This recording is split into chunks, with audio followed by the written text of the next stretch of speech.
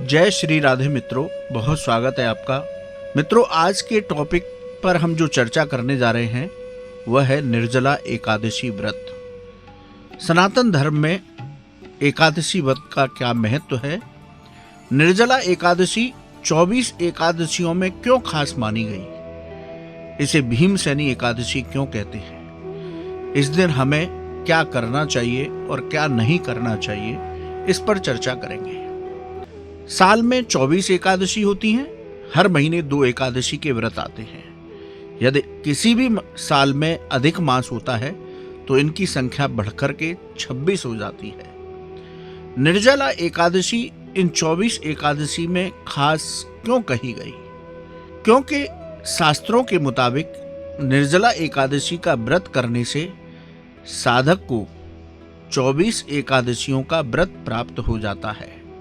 यानी कि उसका जो 24 एकादशी साल की करने का फल है वह केवल निर्जल रह करके निर्जला एकादशी का व्रत करने से उस साधक को 24 एकादशी का फल प्राप्त होता है। इसलिए 24 एकादशी में से खास है निर्जला एकादशी व्रत। इसे भीमसेनी एकादशी भी कहते हैं। पुराणों में कथा आती है कि भीमसेन भूखे नहीं रह सकते थे।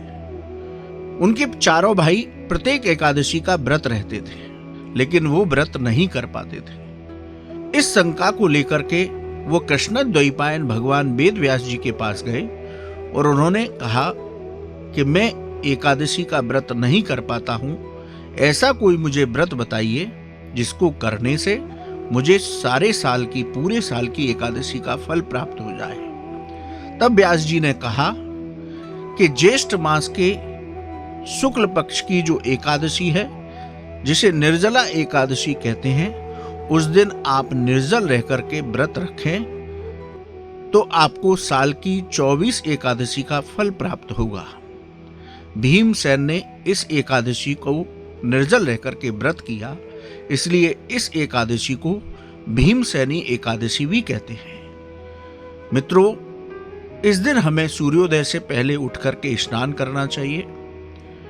पूरे दिन भजन कीर्तन करते हुए सात्विक विचारों के साथ एकादशी व्रत का पारण करना चाहिए। इस दिन भगवान लक्ष्मी नारायण का पूजन करना चाहिए।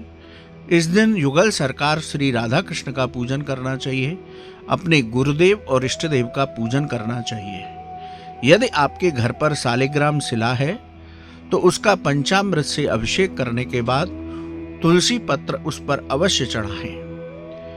इस तरह से आप गोपाल सहस्त्रनाम, विष्णु सहस्त्रनाम, इनका पाठ पूरे दिन करें। इसी के साथ भगवान श्री हरि का द्वादशाक्षर मंत्र है ओम नमो भगवते वासुदेवाय। ओम नमो भगवते वासुदेवाय। इस मंत्र का पूरे दिन एकादशी में मंत्र जप मानसिक रूप से करते रहना चाहिए। एकादशी व्रत को करने से साधक को सभी पापों से मुक्ति मिल जाती है। साधक को भगवान के वैकुंठ लोक में स्थान प्राप्त होता है।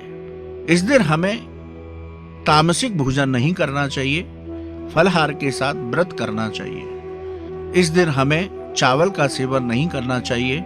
इस दिन हमें किसी से व्यर्थ बातें या लड़ाई झगड़ा नहीं करना चाहिए। तो एकादशी व्रत, निर्जला एकादशी का व्रत परम कल्याणकारी व्रत है।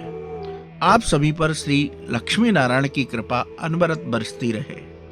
इसी तरह हम आपको व्रत पर्वोत्सव के बारे में जानकारियां देते रहेंगे। जय श्री राधे मित्रों।